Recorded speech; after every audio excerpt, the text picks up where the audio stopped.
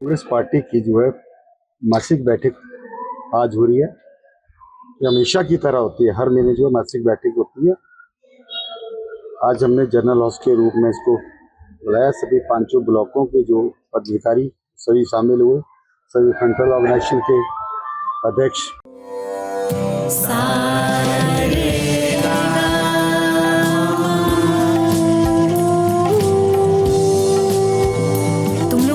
होना चाहिए कि साथ पढ़ने, उठने, बैठने, खेलने या साथ में गाना सीखने से HIV नहीं फैलता। इसलिए HIV स्टेटस के कारण भेदभाव अब नहीं चलेगा। आपके HIV स्टेटस के कारण कोई भी भेदभाव करता है तो इसकी शिकायत राज्य के ओम्बुड्समैन के पास दर्ज करें, क्योंकि HIV स्टेटस के कारण भेदभाव अब नहीं चलेगा। और पदाधिकारी शामिल हुए। इसमें चर्चा हुई कि कैसे संगठन में को मजबूत किया जाए और 2027 का जो हमारा इलेक्शन होना है उसके ऊपर चर्चा की गई। उसको किस तरह से हमने मजबूती से लड़ना है।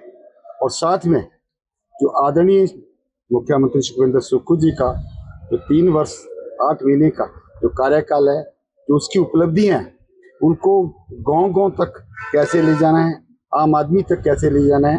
अभी हाल में आपको पता है कि अभी आदरणीय मुख्यमंत्री जी ने एक प्रोग्राम जो शुरू किया है, अपना मुख्यमंत्री अपना परिवार सुखी परिवार, जिसके तहत जो BPL के लोग हैं, जो अंतिम पंक्ति का अंतिम व्यक्ति है, उसको किस तरह से सरकारी योजनाओं का लाभ पहुंचे, उसके लिए हमने सभी विधानसभा क्षेत्रों में ये कार्यक्रम चलाया है। जहां MLA वो MLA कर रहे हैं, जहां कांग्रेस के कोई प्रत्याशी या दूसरे लीडर हैं उनमें शामिल हो रहे हैं और उसका सीधा जो है वो लाभ लोगों के लिए पहुंच रहा है।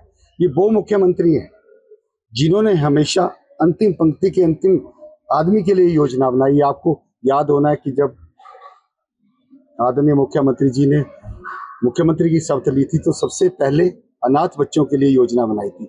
उसके बाद उन्होंने एकल नारी विधवा जो है बहनों के लिए योजना बनाई थी, जिनके लिए मासिक 1500 रुपया दिया जाएगा। साथ में बच्चे की पढ़ाई के लिए हर महीने 1000 दिया जाएगा। उनके घर बनाने के लिए 3 लाख रुपया दिया जाएगा और नौकरियों में हिस्सेदारी दी जाएगी। उसी तरह अब अगला जो वर्ग है वो BPL है, उसका किस तरह से उत्थान करना है, उसके लिए आज उन्होंने ये जो कार्यक्रम चलाया है, जिसके लिए BPL के माध्यम से जो परिवार आते हैं, जिनको बिजली का 300 यूनिट तक फ्री है और जो उनके बच्चों के लिए पढ़ाई लिखाई का सारी चीजें, क्योंकि ये सारी योजनाएं महज दफ्तरों तक रह सकती थी। अब आदरणीय मुख्यमंत्री जी ने कहा कि अधिकारी गांव में जाएंगे, पंचायतों में जाएंगे, जो सरकार की योजना है उनको अंतिम पंक्ति के अंतिम व्यक्ति तक बताएंगे। इस दिशा से हमने आज कांग्रेस पार्टी के जो जिला किया उसमें भी चर्चा की और अपने पदाधिकारी को भी कहा।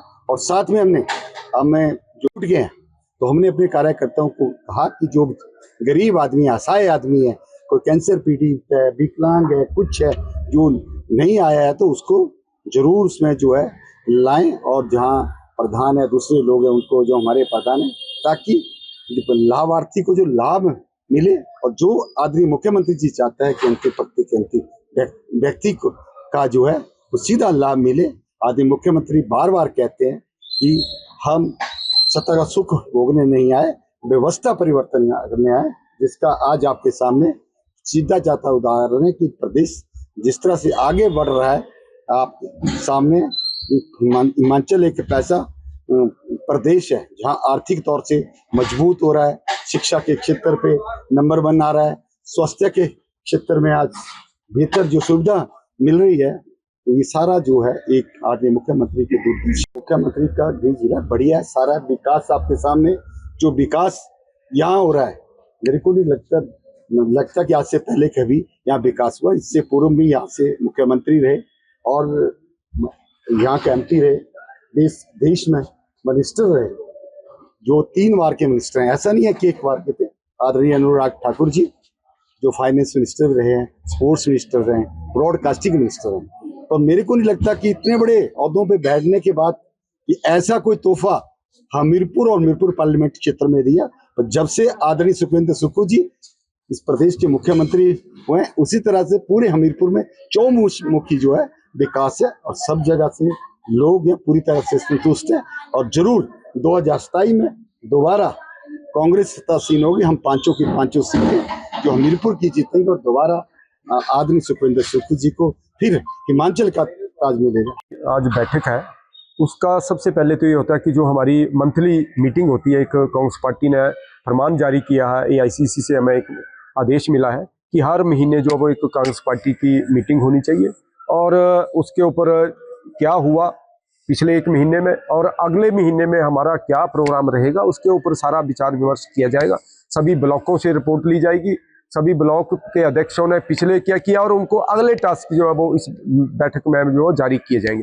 तो इस तरह का एजेंडा हमारा रहता है। जिला कार्यकारिणी का कितना और इंतजार होगा? देखिए, जिला कार्यकारिणी तैयार हो गई है, अप्रूव करने के लिए जो वो हमारी प्रदेश अध्यक्ष के पास पहुंच गई है और हो सकता है आज भी जारी हो जाए, हो सकता है कल भी हो जाए, हो सकता है पिछले कल भी वो जारी हो गई हो, मुझे अभी उसका मैसेज नहीं आया है, लेकिन वो पहुंच गई है और तकरीबन जो है वो फाइनल हो गई है। जो कार्यकारिणी है ना तो वो लघु होगी ना तो वो जंबो होगी, एक मीडियम तौर पर जो हमारे जिस तरह के वार्ड है, जिला परिषद के वार्ड है, किस तरह के हमारा प्रोग्राम रहेगा आगे फील्ड में जाने का, उस तरह की कार्यकारिणी जो है वो हमने बनाई है।